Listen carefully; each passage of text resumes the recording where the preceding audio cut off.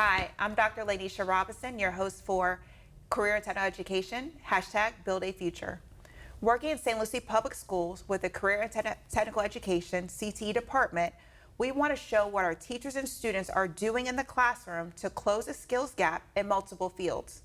The students in these programs are earning industry certifications, which create more opportunities and options for all students after high school graduation. In this upcoming episode, you will meet Mr. David Slover and his student Anthony Shannon from Port St. Lucie High School and learn more about the Building Construction Technologies program at Port St. Lucie High School. Welcome. Thank you. I'm Dave Slover. I teach Building Construction Technologies at Port St. Lucie High School. I'm Anthony Shannon, a senior at Port St. Lucie High School, student in building construction. Okay, so Mr. Slover, can you please explain what exactly is Building Construction Technologies? Sure. So we cover a full range of building construction, including electrical, plumbing, carpentry, going to HVAC, a little bit of welding. We try to hit as many topics as we can with all of our students, and from there they can make the decision on if they'd like to pursue a career in that. Okay, and then tell us a little bit about, to be a teacher for Building Construction Technologies, obviously you need to have some experience, some expertise coming about the subject. So can you share with us a little bit about like your experience prior to working in education for Building Construction Technologies? Sure. So prior to education, I was a carpenter for several years. I went into education, then went back into the industry where I had my own business. I was the owner and operator of 140 Carpentry in Long Island, New York. We did property management as well as full remodels and things like that within our company. All right. So with that, you know, because there's always constant changes, constant growth in the industry, as you know, I'm sure. Yes. So how are you staying informed to where you can actually, hey, I learned this information, now this is new updated information, now let me share it with my students? So honestly, a lot of times I'll watch HGTV, just like a lot of other people do, and seeing those new products that are coming out, things like instead of using copper pipe in plumbing, now they're going to PEX pipe. It's a lot more flexible, it's durable, lasts just as long. And going with that, I have our students join those pieces together, they'll put a new fitting on, and just so they're staying up with current trends. Our students are always allowed to do projects where they can incorporate things that they find on the internet, and they want to try new things, and that's a big part of the program.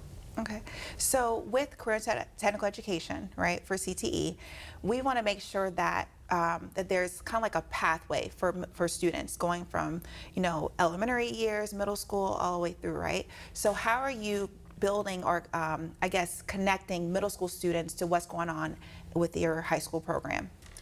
So we do virtual field trips, and within the CTE department, we all take turns, 1 month at a time, and we'll all go through and we talk about our programs, and we have a virtual field trip where we'll be connecting live with another group of students at the middle schools. Okay. So Anthony, think about when you were in middle school. Did you know anything about CTE until you were in high school? And then once you answer that, also share with us, how did you learn about building construction technologies? How did you yourself get involved in the program? Well, in middle school, it didn't really have any like idea or clue that, you know, it was something I wanted to pursue or like get into. But after getting in high school and like not really doing so well with like the basic like education and knowledge, stuff like that, I was like offered to go, oh, why don't you do building construction? It's like you can get more into the trade and get more education in that. So that's what I did, and it seems to be working out pretty good right now, and it's something I definitely want to do and pursue in the future. Okay, so you're saying that you want to pursue this in your future. Yes. What are your career plans for your future? I'm looking into going into lineman school right now, and also like looking into going to HVAC as well. Okay, nice. Do you feel like there's a lot of your students when they're coming in, they already know exactly what they want to do when they come to your classroom? No. So the first year students, we cover the basics. And throughout the course of their first year, some of them decide to pursue and go a little bit further, and they can take 2, 3, 4 years of the class. And from there, some of the students decide, you know what, this is something I really want to do. They can go into so many of the different career paths. A lot of people think of trades as just electrical, plumbing, carpentry, HVAC, but it's so much more. When you look in, one of the things I do in the classroom, we have magazines that, it's Hometown Magazine, and it's just full of advertisements, windows, HVAC, pavers, all these different careers that people can pursue. So we have one of those sitting out all the time, and the kids take and look through them, like, oh, that's a career. Oh, okay. So all kinds of different things that they pick up. So do you feel like this is a demand, especially on the Treasure Coast? Is there demand for students to go into this field? Will there be jobs for them once they go through high school, graduate, go to college, or go into industry? Absolutely. Right now, the Treasure Coast is exploding with growth. So, and there is a shortage of really good, qualified people to go into that. And they want younger people to move into it. So at this point, really, if you want a job in the trades and you get a little bit of knowledge with that and you're willing to learn, you can get a job for sure. All right. So let's say we may have, our young ladies that are looking at this where they're saying, you know what, maybe this is something for me, but I'm not sure. Do you feel like this is a male-driven industry? And also, can you tell us about, the young ladies that you may have in your program? Because I know I've seen them. So can you share with us what's going on with your program to also bring the knowledge that this is something that can be for any and everyone? Sure. So definitely it is a male-driven field right now. We do have more females in the classes each year. It gets more and more. And what I have found personally is that our female students are, they're more precise. They want things a certain way, and they do that, they achieve that. The creativity level is amazing from a lot of our female students. I mean, all of our students, they are all creative, but in particular, our female students come in and they find new ways to do things, and it's awesome to see. I just love seeing it. Now, are there also opportunities for entrepreneurship for students that are in this field? Absolutely. It's always good to get experience working for a company and going through, but there's certainly opportunities to branch out on your own if that's a desire. And the good things about it, there's good and bad with that. When you have your own company, you are your own boss. You make the rules, and that's great. However, you're the person that is at the end of the line when all is said and done. The customer needs to speak to you, and you have to decide what you're going to do. And that's, so it comes with its benefits and its difficulties as well. Okay. And now, how many courses must a student take in order to be like program completers? So the answer to that is kind of complex, but basically, if you take one class, you are able to earn a certification, the HBI or Home Builders Institute core. So you're able to earn at least one certification. However, if you're going to go on, like we have a program with IRSC, they can earn up to 6 credits through our program if they complete 3 years of our class. Okay. Now, Anthony, which class are you in right now? I'm in the 2nd and 3rd year class. Okay. I've already completed the core and the green building certification right All now. right. So being in the class, what is so far, because you've been in there for a few years now, can you tell us what has been your favorite project that you've worked on in your program?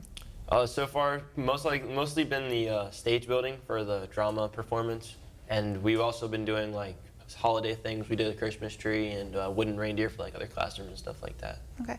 So, Mr. Slover, if we were to shadow, you and your students in your classroom, what exactly would we see on a typical day? I like to say this with you will see students experimenting, learning how to use new tools. You will see mistakes, and I let students go with some of the mistakes that they're making purposely because that is a great way to learn. I want you to try new things. Of course, if I'm standing there, I'm not going to let a student do anything that's dangerous, but if they're going to miscut something, we go, okay, what happened there? Oh, you know what? I looked at the wrong side of the blade when I cut and it came up short. Okay, let's fix that now. And I've found that doing things and letting students explore that way is a great way for them to learn, because they come back and go, oh yeah, I did that before, I'm not going to do that again. So you're also incorporating work-based learning into your lessons every day. Oh, absolutely. Yeah. So how are you with because I know you all have a very strong advisory board. Can you talk with us a little bit about that? And also, how did they also connect with your students? So our advisory board, we work very closely with TCBA, Treasure Coast Builders Association, and they send guest speakers in. We are working with a group that's going to be doing apprenticeships where students are actually able to go right into an apprenticeship from our program. And the program itself actually is a pre-apprenticeship program. So students come in and basically they make a 4-year commitment to the apprenticeship, and they are sponsored by a company, so they don't have to pay for that part of it. But the benefit to it, even though it's a 4-year commitment, is they can exit that program as a journeyman, meaning usually to achieve journeyman level, if you just work your way up through the ranks and all that, it's a 10 to 12 year process that speeds it up to 4, which means you're getting journeyman pay after 4 years. All right. What's a typical salary range for students if they go through your program, they're earning these industry certifications, so right out the door, let's say they wanted to go to college, but just with this industry certifications alone, what's the typical salary range? So right now, especially with the shortage of people that are out there, you can start anywhere from $18 to $25 an hour, really depending on what field you're going into. One of the plumbers that we spoke to, he was looking to hire, and what he does is he starts at $20 an hour for a plumber's helper, and he gives a $1 per hour raise for the first 5 weeks. So after a month and a half of working for that gentleman, you are making $25 an hour as a plumber's helper. Once he sees what you're capable of and doing, he gives you a work truck, so you're not worried about your gas money getting to and from work. So what that's worth now with the price of gas, depending on how it is at the pump, is valuable as well. So some of these students will come out making anywhere from $40,000 to $55,000 a year. Wow. So Anthony, which industry certifications have you actually earned since being in this program? I've earned the green and core building certifications. I'm also looking to get the electrical and carpentry certification. Okay. Now, Mr. Slover, you had also mentioned industry certifications previously. Can you go over with your courses, like which certifications align with which course? Sure. So first year students get through, they take the core. And core is basically your general knowledge and safety within the shop, within the work environment. So, and we do everything through HBI, Home Builders Institute, and it is that's the core certification. So that has it just means that you have the general knowledge that you need. Then they go through green building. The green building is more environmentally friendly building. And they go through all the different products that we use, spray foam insulation, and more environmentally friendly products, and recycling programs, things like that. Then they can earn their carpentry certification, which is next level up. You're doing framing and framing, flooring, going through all those different wood products. Then electrical.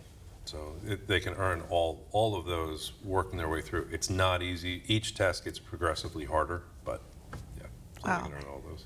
That's amazing that you're actually able to offer those certifications, and then as a student, basically getting industry certifications, work experience working right there in your classroom, connections with advisory board members are in and out your classroom, like monthly, sometimes depending on what's going on. It could be even earlier than that, right? Sure, sure. So we are very fortunate. Within our school, we have a great administration at our school. We actually, if someone needs something, a lot of times I'll get an email and we'll take sort of a field trip within our school. We'll hang TVs for people, we'll hang pictures for the different teachers that need things, installing or putting together furniture for people. So it helps the school, it helps the community in that way. The kids get to see real world things that happen. When I had my own business, I would get a phone call, hey, I just ordered this furniture, it needs to be put together. It's from IKEA, I'll never do it again because there's about 8 million different screws and bolts with it. But really, that's some of the things that I ended up doing for people, and you're getting paid by the hour, so hey, sure, why not? And the kids, just the other day, we were putting together a picnic table that was ordered for the drama production that's coming up, sold out, by the way. And they take it, they run with it, and most of the times I'm hands off. I let the kids figure it out, and if I see something where we're going to run into a problem, I'll stop them. But other than that, the students take it on. So Anthony, with this experience and exposure, do you find yourself being asked by like family members or friends, hey, Anthony, can you come do this for me? Or maybe there's a problem in your own home, you're like, oh, I know how to quick solution for this. No, there's definitely things like if we did a couple weeks ago, we learned how to install and like take out a toilet, and like that's just simple things that like you would have to pay for someone to come out, look at that, replace it for you, pay for the tools, pay for the labor and stuff like that. So it's definitely getting like experience that you can use, even if you don't want to go into like the trade, you still have experience that you're always gonna like remember and know how to do things on your own and not have to call someone to do it for you. And that's a great point that you're making, because oftentimes students think, oh, I'm just in this class, but it's like, these are skills that you can actually use and apply for years to come for the rest of your life, Yeah, 100%. and save you thousands of dollars, I'm sure. Yeah, I actually had a student last year. She came in on a Monday. We had gone over the week before. We had gone over how to install an outlet, an electrical outlet, and we went over it a few times. And the kids had to get it just right, and that was how their grade was based. And she came out. She was so excited because her dad went to plug in the coffee maker, and the outlet cracked and broke. And he's like, she said, my dad looks at me and goes, great, there goes $200. I got to call an electrician. And she goes, actually, I can do that. He took her to Home Depot. They got a new outlet. And she installed it. And she said, my dad was so excited. He ran into his room, came back out, and gave me a $100 bill. Oh. So, yeah, the kids, the practical knowledge. And really, if you do have to call an electrician for that, it is going to cost you at least $100. So those little things, like you're saying, whether it's changing a toilet or changing an outlet, changing a light fixture, we get into all of those things. So the kids learn how to do it. So do you have any students that have actually currently in your program or may have graduated that actually work in an industry right now? We do. I have a couple of students. One works with his dad. A couple of them actually work with their dads, doing different things within the industry, some tiling, some electrical, some carpentry. One of our students last year, he wanted to go into surveying. We had a guest speaker come in that was a surveyor, and he got a job right out of high school. He got that. Another student is working for an electrician now. That was not his long-term goal. He wants to become a chef, but he said it's a means for me to be able to pay for going to culinary school. So that was the way. Now, those students came in, they spoke to the other students about how much their salary was going to be, and last year we had 8 seniors. 5 of them really wanted to go into the industry. Word got out, we have 28 seniors this year, and 20 want to go into the industry. So it's growing. So it's a good program. Good. And I like the fact that you mentioned that these are students who are saying they're going to use these skills to be able to go into the career field, right, or go into industry, Right. but they're also using that to pay for schooling, you know, to continue their education, which is awesome because basically you're giving them, basically they choose their path. They graduate from high school, you have a direction, you decide what you want to do. So you're just creating more opportunities for these students and saving money as well. Absolutely.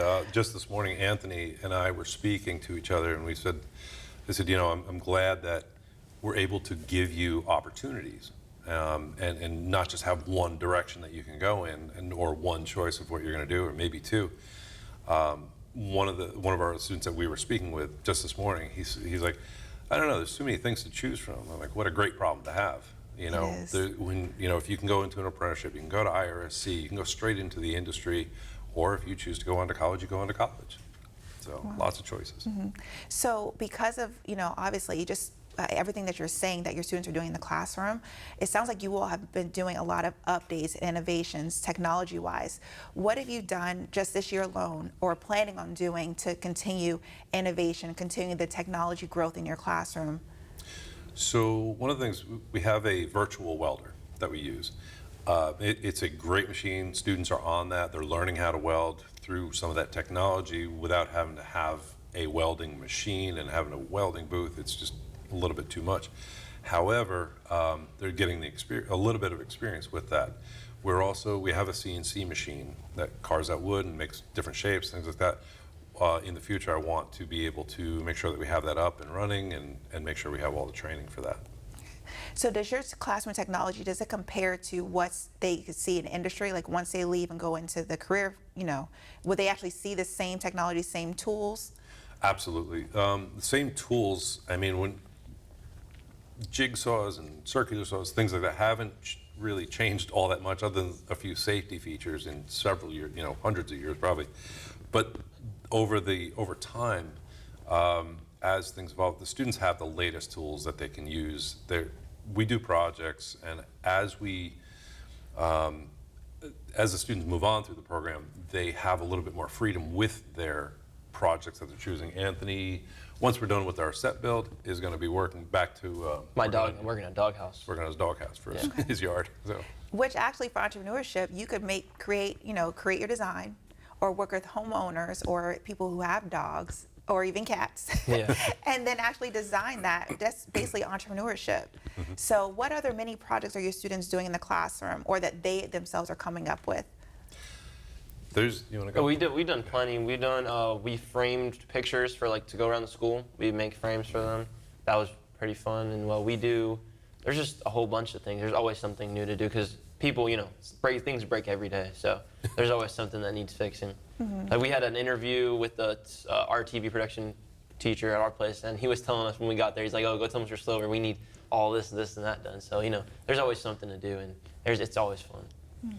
So our first year students this year, one of the things is we have, they can make a state or country out of pallet wood. It's free material basically. It's pallets that we take apart, but there's some freedom of choice there. They can do whatever state or country they would like to do. They can make it so that it hangs on a wall. They can finish it off by painting it or staining it or torching it. It's different techniques of finishing. So, doing that, the kids just completed drywall repair, and lots of students are like, I have a hole in my wall, I threw a temper tantrum, I got in trouble, now I can fix my wall. Or I was playing catch and we got out of hand with my brother, sort of thing. So they're learning how to repair and use those tools in real world situations. So Anthony, why is it important, based on a student's perspective, for students to have these skills right now while they're in high school? Oh, for sure, because you're going to need, when you get out of high school, it's always that first. You turn 18, what are you going to do with your life?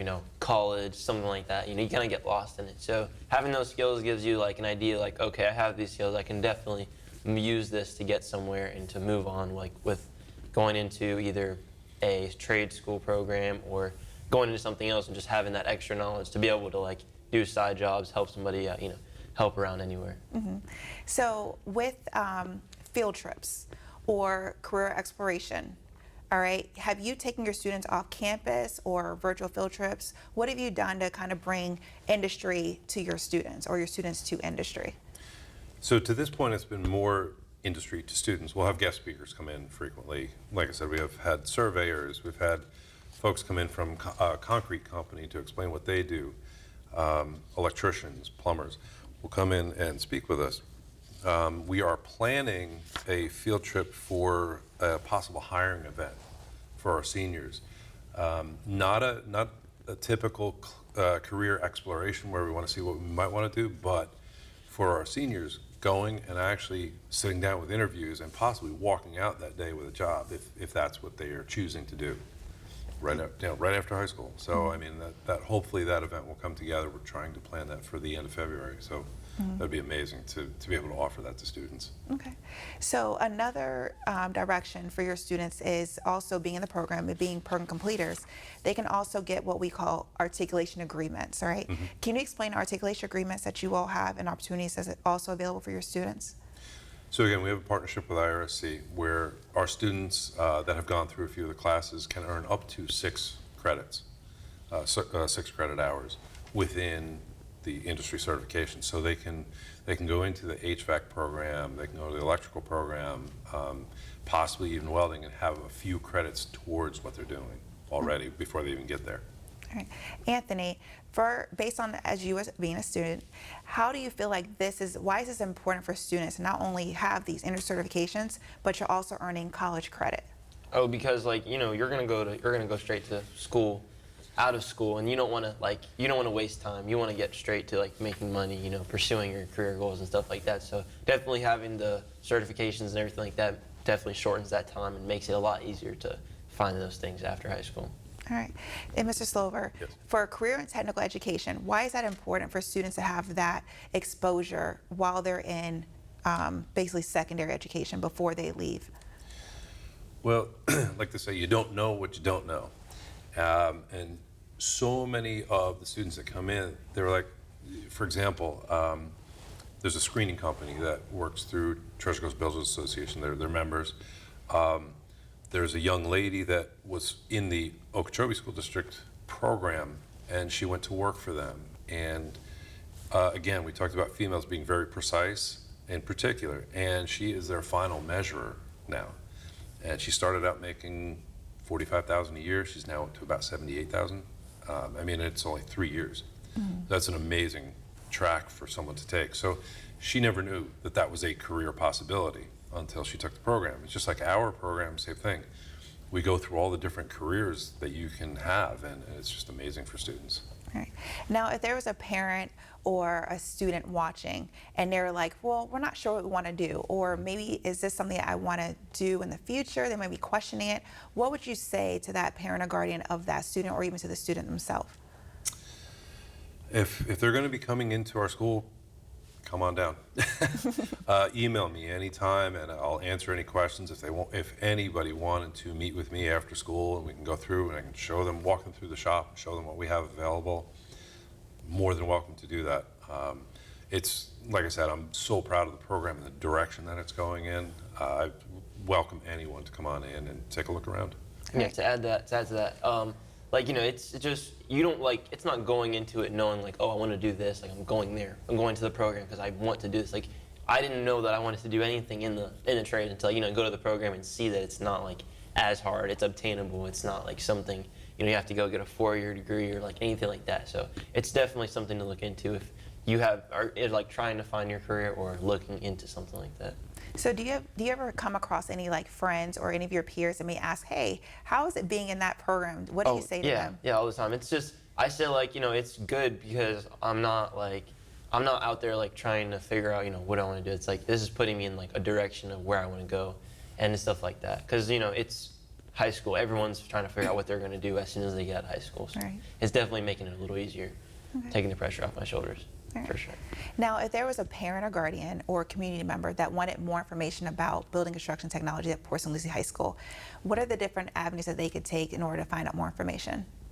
There's some information on the school website, but also, like I said, email me, david.slover at stlucieschools.org, and I'm happy to answer any questions that any parents or guardians or students would have. Okay. Great. All right. So as we prepare to wrap up and close, is there any final remarks that either one of you would like to make? You know, I love watching students every single day come into the classroom and learn something new. As soon as that aha moment comes on for them, you see the light bulb come on, I think it's amazing to see. Okay. Anthony? No, yeah, it's definitely, I just feel like it's really like a good program. Like, I would have wished that I did it like, you know, my whole 4 years, came into it like my sophomore, junior year. So it's definitely something that you want to get into and like be able to obtain all those skills and keep going and learning. All right. Well, thank you both for joining us today. Thank you. I'm Lanisha Robinson, and this is Career and Technical Education, #Build a Future. I encourage you to view our St. Lucie Public Schools Career and Technical Education page. In Career and Technical Education, we are establishing a pipeline from secondary to post-secondary and career pathways for all of our students. We are building a future and continuing to close the skills gap. On behalf of the station's team, I'd like to thank you for joining us today.